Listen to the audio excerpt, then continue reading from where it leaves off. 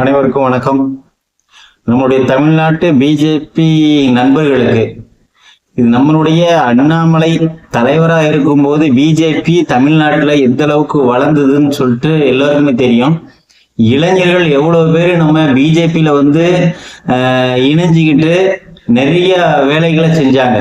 BJP என்ற ஒரு கட்சி தமிழ்நாட்டில் ஒரு பெயர் வாங்கி கொடுத்ததுன்னு பார்த்தீங்கன்னா தலைவர் அண்ணாமலை அவர்கள் தான்.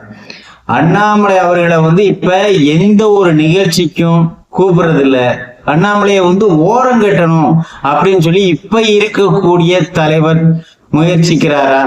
இல்லைன்னா ஏற்கனவே எல்லா தலைவர்களும் சேர்ந்துதான் ஏற்கனவே இருந்த மூத்த தலைவர்கள் அத்தனை பேர் சேர்ந்து அண்ணாமலைய எப்படியாவது ஓரம் கட்டணும் அப்படின்னா தான் அதிமுகவோட கூட்டணி வைக்க முடியும் அப்படின்னு சொல்லி பிஜேபிக்கு ஒரு பெரிய பாட கட்டிட்டாங்க. ஏன்னா தமிழ்நாட்டில் அண்ணாமலை அவர்கள் இல்லைன்னா பிஜேபிக்கு 2% 3% ஓட்டு. இப்ப 11% தனிச்சு போட்டிக்கிட்டாலும் கிடைச்சிருக்கு.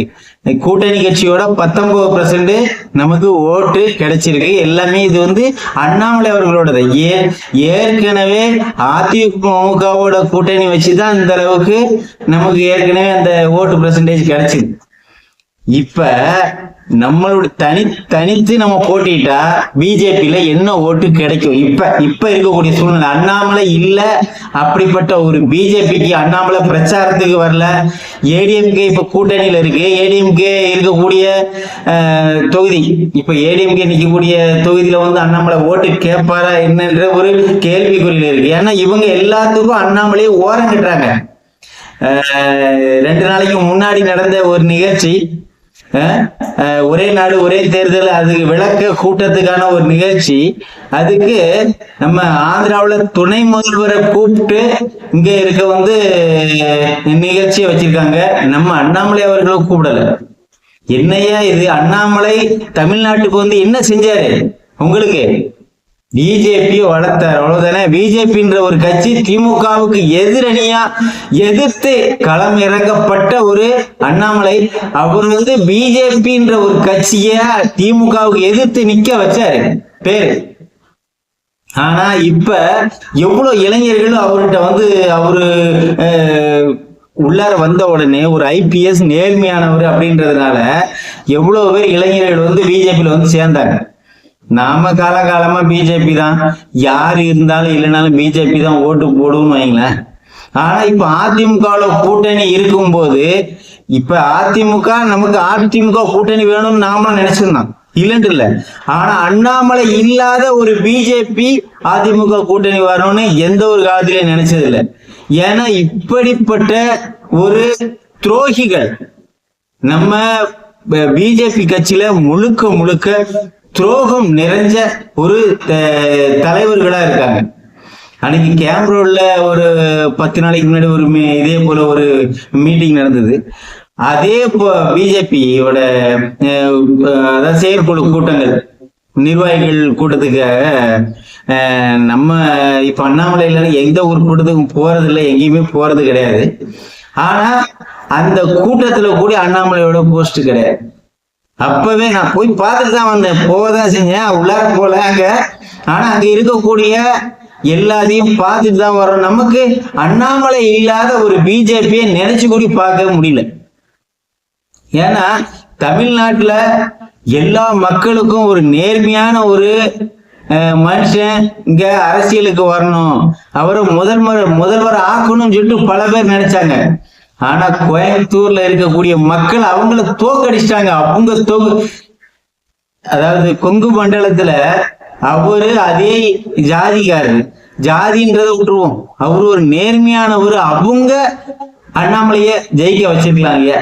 எல்லாமே காசுக்காக, திமுக காரன் கொடுக்கக்கூடிய காசுக்காக அதிமுக காரன் இந்த அண்ணாமலைக்கு எதிராக பல வேலைகளை செஞ்சு அண்ணாமலையை தோக்கடிச்சான். ஆனா அந்த கட்சி கூட கூட்டணி வைக்கலாமா? இப்ப 26ல தனிச்சு போட்டிட்டாங்கன்னா பிஜேபி பல இடங்கள், இப்ப ஏற்கனவே 4 எம்எல்ஏ இருக்கும், அதே 4 எம்எல்ஏ நிச்சயமா கொண்டு வர முடியும். அது எந்த ஒரு மாற்றமும் இல்லை. ஆனா கட்சியோட வளர்ச்சி எவ்வளவு இருக்கும்? நம்ம தமிழ்நாட்டுல நம்ம கட்சி பிஜேபியோட கட்சி வளர்ச்சி எவ்வளவு இருக்கும்? அதிமுகவோட கூட்டணி வச்சா என்ன எத்தனை சீட்டு வருவீங்க? ஏற்கனவே 4 சீட்டு தான் கூட்டணி வச்சு வந்தீங்க ஏற்கனவே. ஆனா இதுக்கப்புறம் இப்ப அதிமுக கூட இப்போ நீங்க எத்தனை சீட்டு? 40 சீட்டு கேட்பீங்க. ஏன்னா பெர்சன்டேஜ் அண்ணாமலை அவர்கள் உங்களுக்கு ஓட்டு சதவீதத்தை உங்களுக்கு ஏற்றி கொடுத்துருக்கிறதுனால நீங்க 40 சீட்டு 30 சீட்டு இந்த மாதிரி கேட்பீங்க பிஜேபியில. அதிமுகவும் கொடுப்பாங்க. நீங்க எத்தனை சீட்டு ஜெயிப்பீங்க? உங்களுக்கு யார் ஓட்டு போடுவா? பிஜேபிக்காரன் உங்களுக்கு ஓட்டு போடுவானா? அண்ணாமலை இல்லாத பிஜேபி எந்த ஒரு காலத்திலையும் தமிழ்நாட்டில் ஏத்துக்கவே மாட்டாங்க. மற்ற மாநிலத்துல விடுங்க, அங்க அது மோடி அவர்களை வச்சு ஓட்டு வாங்கும். இங்க தமிழ்நாட்டுல மோடியை வச்சு இங்க ஓட்டு இருக்கா? இப்ப பாராளுமன்ற தேர்தலா இருந்தா கூட மோடியை வச்சு ஓட்டு வாங்கலாம். ஏன்னா மோடி அவர்கள் பிரதமரா ஒரு நல்ல ஒரு ஆட்சி பண்ணிட்டு இருக்காங்க நம்ம இந்தியாவை. ஆனா அது இப்ப சட்டமன்ற தேர்தலுக்கு யார் இங்க இருக்கக்கூடிய ஒரு நல்ல தலைவன், ஒரு துடிப்பான ஒரு தலைமை வேணும். இளைஞர்கள் அவ்வளவு விஜய தேடி போயிட்டு இருக்காங்க. அப்படி இருக்கிற பட்சத்துல நம்ம ஒரு நல்ல ஒரு துடிப்பான ஒரு இளைஞனை ஓரம் கட்டிட்டு நீங்க என்ன அரசியல் புடுங்க போறீங்க? தமிழ்நாட்டில் இருக்க பிஜேபி தலைவர்களை கேட்கிற நயினார் அண்ணன் நம்ம ஏரியா நல்லா ஒரு எல்லாத்தையும் அரவணைச்சு போவாருன்னா எல்லாத்தையும் எதிர்பார்த்தது. ஆனா இப்போ ஒரு கூட்டத்துல என்ன கூட்டம்? ஊடகத்துறை, பிஜேபி ஊடகத்துறையில அத்தனை பேரையும் பேசியிருக்காங்க. நமக்குலாம் அழைப்பு வரல, நம்மளும் ஊடகத்துறையில தான் இருக்கிறோம். ஆனா அவங்களுக்கு எல்லாம் என்ன பேசியிருக்காங்க? யாரும் தனிப்பட்ட முறையில ஒருத்தர் துதி பாடக்கூடாது, பாட வேண்டாம், உங்க துதியும் பாட வேண்டாம் தான். ஆனா பிஜேபி எப்படி வளர்த்து எடுப்பீங்க? பிஜேபிக்கு என்ன செய்யக்கூடிய ஒரு செயல்பாடுகளை நம்ம ஊடகத்துறையில இருந்து நம்ம மக்கள் மத்தியில கொண்டு போய் சேர்த்து இந்த கட்சியோட வளர்ச்சி, பிஜேபி கட்சியோட என்னன்னு தெரியும். எதுவுமே பேசக்கூடாதுன்னா எதுக்கு அந்த ஊடகத்துறை? திமுகவுல இருக்கக்கூடிய லைவ் ஸ்ட்ரீம் மீடியாவை அத்தனையும் எப்படி வச்சிருக்காங்க தெரியுங்களா? அவங்க கைக்குள்ளார காசு கொடுத்து முழுக்க என்ன செஞ்சாலும் இப்ப டெல்லியில போய் அனல் பறக்க விட்டாரு, தெறிக்க விட்டாரு, புடுங்க விட்டாரு, நக்க விட்டாரு அப்படின்னு சொல்லிட்டு எவ்வளவு பேசுறாங்க தெரியும்ல. இங்க இருக்கக்கூடிய ஊடகம் இருக்கையில 1 நம்பர் ஒழுக்கம் கெட்ட ஊடகம்னா இங்க தமிழ்நாட்டுல தான் இருக்கு. அத்தனை பேரும் ஒரு ஊடகம்னு சொல்ல முடியாது இங்க தமிழ்நாட்டுல. எல்லாமே காசுக்காக நாக்க நீட்டி கொண்டு அழியும் ஊடகங்கள் இங்க தமிழ்நாட்டில் இருக்கக்கூடிய ஊடகம். அங்க இருக்கக்கூடிய ஒரு விவாத மேடையா இருக்கட்டும், விவாத மேடையிலையும் என்ன பண்றாங்க? விவாதத்துல திமுகவுக்கு ஆதரவா தான் விவாத ஊடக வேளாளர்னு ஒருத்தர் உட்காந்துருப்பான்ல, திமுகவுக்கு ஆதரவா 100 கேள்வி கேட்பான். அதுக்கு எதிரணியில இருக்கவங்க நம்ம ஒரு ஆளு தான் இருப்போம். அவங்களுக்கு கூட ஒத்து உதிரைக்கு 5 பேர் வச்சிருப்பாங்க. 6 பேர்ல 5 பேர், 4 பேர்ல 3 பேரு, இவரு ஒரு ஆளு. இப்படி வச்சு இங்க ஊடகத்துல அவங்க கட்சியை வளர்த்துட்டு இருக்காங்க. நீங்க இங்க என்ன புடுங்க போறீங்க? பிஜேபியில ஒன்னத்தையும் புடுங்க போறது இல்ல. இப்ப எலெக்ஷன்ல நின்று நயினார் அவர்களும் ஜெயிச்சிருவாரு. ஏன்னா அவங்களுக்கு செல்வாக்கு இருக்கு, இல்லட்டு நான் சொல்ல வரல. ஏன்னா அவரு பெருவாரியான வாக்கு வித்தியாசத்துல கூட ஜெயிக்கலாம். மற்றபடி எவ்வளவு பேர் இருக்காங்க? எப்படி பிஜேபின்ற ஒரு கட்சி சாதாரணப்பட்டவன ஒருத்தனை எப்படி ஜெயிக்க வைக்க முடியும்? அண்ணாமலை அவர்கள் ஒரு அவருடைய பேச்சுக்காக தான் அவர் ஒரு தைரியமான ஒரு முன்னெடுத்து ஊழலை எதிர்கொண்டு இருக்காருல்ல. இப்ப டாஸ்மாக் ஊழல் எவ்வளவுக்குள்ள ஒரு பெரிய பூதாகரமாகி போயிட்டு இருக்கு.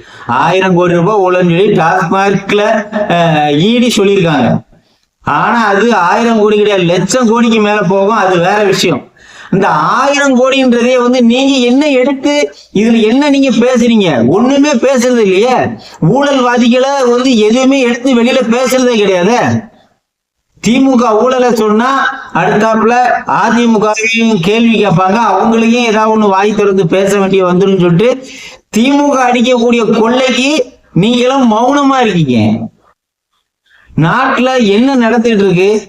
எவ்வளவு ஊழல்! இந்த ஈடி ரைடு இப்ப அதுக்கு தடை பண்ணி வச்சிருக்காங்க விசாரணைக்கு.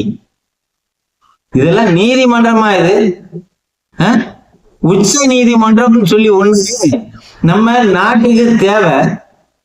ஆனா இப்படிப்பட்ட கேவலமான ஒரு தீர்ப்பு தேவையா? இதுக்கு தடை தேவையா?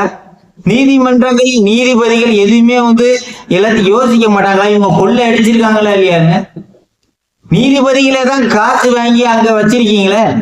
முழுக்க முழுக்க நீதிமன்றத்துல நீதிபதி இப்ப ஏற்கனவே 100 கோடி ரூபாயில பிடிச்சு எவ்வளவு அந்த தீ பிடிச்சதுனால நெருப்புல எரிஞ்சு போன காசுகள் அதை வச்சு பிடிச்சாங்க. அதுக்கு இன்னும் விசாரணை என்ன பண்ணிருக்கீங்க? இன்னும் விளக்கம் கிடையாது. நீதிபதிகள் என்ன வேணாலும் தப்பு பண்ணலாம், என்ன தீர்ப்பு வேணாலும் கொடுக்கலாம்னா நாட்டுல தப்பு வளர்ந்துகிட்டே தான் போவோம். காசு இருக்கிறவன் தப்பு பண்ணுவான். இவங்க கொள்ளையடிச்சு எவ்வளவு வேணாலும் வச்சிருக்காங்க. அதுக்கு நீங்க உடந்தையா இருந்தீங்கன்னா அந்த கொள்ளையடிச்ச காசை வச்சு எத்தனை நீதிமன்றத்தை வேணாலும் விலைக்கு வாங்குவாங்க இந்த திமுக அரசு. இங்க இருக்கக்கூடிய பிஜேபி எந்த ஒரு இதையும் இனிமே இதுக்கப்புறம் கண்டுக்காது. அண்ணாமலை இல்லாத இந்த தமிழ்நாட்டுல பிஜேபி திமுக எந்த ஊழல் பண்ணாலும் சரி, அதிமுக என்ன ஊழல் பண்ணாலும் சரி, திமுக எவ்வளவு அராஜகங்களை செஞ்சாலும் சரி, இங்க எந்த ஒரு எதிர்வினை ஆற்றுறதுக்கு இங்க சரியான தலைவனே கிடையாது. அப்படிப்பட்ட சூழ்நிலை இங்க தமிழ்நாட்டில் நடந்துட்டு இருக்கு. மோடி அவர்களுக்கு வெளிநாடு நம்ம நாட்டோட வளர்ச்சி, நம்ம நாட்டோட பெரும்பான்மையான மரியாதையை காப்பாற்றணும்னு வெளிநாடுகள் மத்தியில கொண்டு போறாரு. ஆனா இங்க இருக்கக்கூடிய உள்துறை அமைச்சர் அமித்ஷா அவர்கள் இங்க இருக்கக்கூடிய கொள்ளை அடிக்கிறதா இருக்கட்டும், ஒவ்வொருத்தையும் தூக்கி உள்ள வைக்கவே வேண்டாமா? நம்ம நாட்டுல இருக்கக்கூடியத கொள்ளைக்காரங்களை என்னன்னு பாக்கணும்ல, எதையுமே பாக்குறது கிடையாது. என்ன ஈடிய வச்சு பார்த்து கொஞ்ச நாள் மணல் கொள்ளையில ஒருத்தனுக்கு தண்டனை வாங்கி கொடுத்தீங்க, ஒருத்தர் நில மோசடியில ஒருத்தருக்கு தண்டனை வாங்கி கொடுத்தீங்க. என்ன நடந்துச்சு? அதுக்கு ஸ்டே வாங்கிட்டு இவங்க அமைச்சர்ல இருந்தாங்க. இப்ப ஏதோ ஒரு காரணத்துக்காக அமைச்சர்ல இருந்து விலக்கி வச்சிருக்காங்க திமுகவுல. ஆனா ஒரு தண்டனை கிடைச்ச பிறகும் அவர்களுக்கு வெளியில அமைச்சர் ஆகுறதுக்கும் எம்எல்ஏ இருக்கிறதுக்கும் எவ்வளோ சுதந்திரம் கிடைச்சிருக்கு. தண்டனை வாங்கின அப்புறம் நாட்டுல பணம் இருக்கிறவனுக்கு ஒரு சட்டம், பணம் இல்லாதவனுக்கு எந்த ஒரு சட்டமும் அவர்களுக்கு யூஸ் ஆகாது. அதாவது உபயோகம் இல்லாத ஒரு சட்டத்தை அம்பேத்கர் எழுதி வச்சுட்டு போயிருக்க. ஏழைகளுக்கான சட்டம் நிச்சயமா கிடையாது. பணக்காரங்களுக்கு ஊழல் பண்றவங்களுக்கான சட்டம் அம்பேத்கர் எழுதி வச்சுட்டு போன சட்டம்.